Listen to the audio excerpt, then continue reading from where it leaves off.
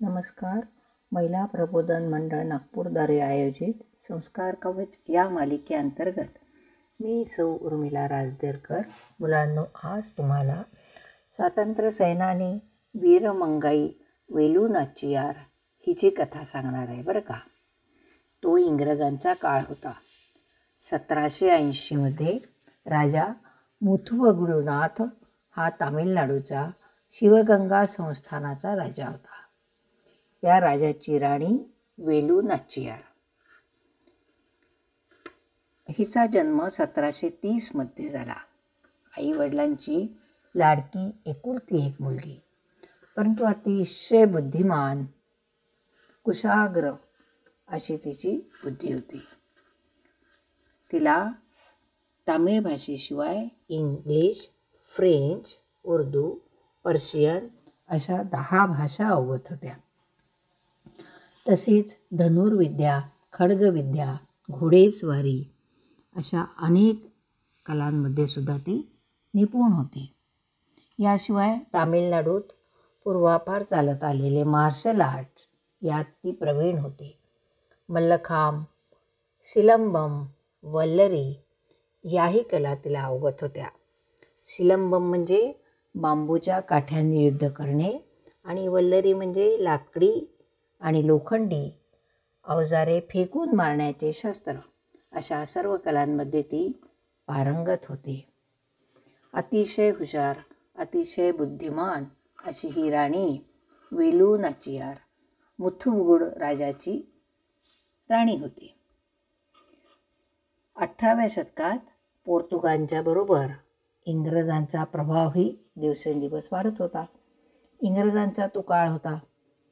1772मध्ये अर्कोटच्या नवाबाला हाताशी घेऊन इंग्रजांनी शिवगंगा संस्थानावर चाल करून गेले. त्यांनी आक्रमण केल्यावर घमासान युद्ध झालं. राजा मुथुवगडुनाथ हा अतिशय शूर आणि पराक्रमी राजा होता बरं का.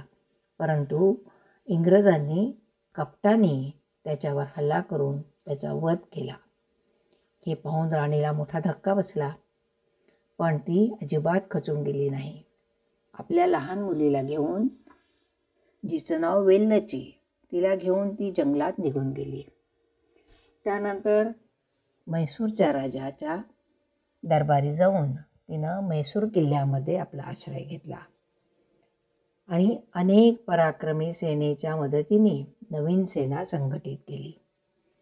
राणी अतिशय मुत्सद्दी, निर्भय आणि चतुर होती. त्यानंतर तिनं इंग्रजांच्या विरुद्ध लढणारा हैदर अली ह्याच्याशी हातमिळवणी केली. हैदर अली अतिशय योद्धा, हुशार, लढवय्या असा होता. त्याच्याबरोबर हातमिळवणी केल्यामुळे तिच्यात आणखीन बळ संचारलं. तिनं मग शिवगंगा संस्थानचे मुख्यमंत्री आणि इतर सेनानींच्या मदतीने नवीन सैन्य संघटित केलं. सर्वत्र गुप्तचरांचं जाळं पसरवलं, प्रजेला प्रशिक्षण दिलं आणि फौज तयार करून त्यांना शस्त्रविद्येचं ज्ञान दिलं. गावागावात जाऊन तिने महिलांचीही फौज तयार केली बरं का. त्यांनाही प्रशिक्षण दिलं.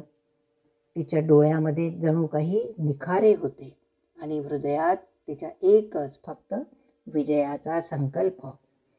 शिवगंगा संस्थानाकडे आगेकूच करता करता बरेच ती शिवगंगेच्या संस्थानाच्या जवळपास येऊन पोहोचले. परंतु तिच्या लक्षात आलं की इथे चारीकडे किल्ल्याची अभेद्य तटबंदी तयार केलेली आहे. शत्रूचा कडेकोट पहारा आहे. आज जाणे अतिशय कठीण आहे. सैन्य तिने बरेच तयार केले होते. महिलाही तिच्या हाताशी होत्या. काय करावे या विचारात तिच्या लक्षात आले की आता दसरा जवळ येतो आहे. इंग्रजांनी दसऱ्याच्या दिवशी देवी दर्शनाची परवानगी सगळ्यांना दिली होती. देवीचं मोठं मंदिर होतं. तिने आपल्या सशस्त्र महिलांची फौज पारंपरिक वेशात घोळका करून देवीच्या मंदिरात शिरकाव केला. गर्दी जशी कमी झाली तशीच वीरा वेलू, वेट्री वेलू अशी घोषणा करत करत त्यांनी हल्लाबोल केला. सर्व महिला तुटून पडल्या. विजयी भाला, पराक्रमी भाला असं म्हणत आपल्या तलवारी त्यांनी बाहेर काढल्या. सपासप वार केले. इंग्रज हे पाहून गोंधळून गेले. इतक्या महिला आल्या कुठून? यांनी शस्त्र कुठे लपवून ठेवले हे त्यांना काही कळेना. इंग्रजांच्या तलवारी आणि बंदुकांपुढे मात्र या महिलांचा टिकाव लागणे अशक्यच होते. हे पाहून कुईली नावाची एक युवती पुढे आली आणि तिने देव्हारातल्या दिवा हातात घेऊन इंग्रजांच्या दारुगोळ्याच्या भंडाराकडे भिरकावून दिला. त्यामुळे प्रचंड स्फोट झाला. इतकं प्रसंगावधान, तिचं धैर्य हे मात्र खरोखरच कौतुक करण्यासारखं होतं. तिचे बलिदान स्वातंत्र्यासाठी खरोखरच कामी आले.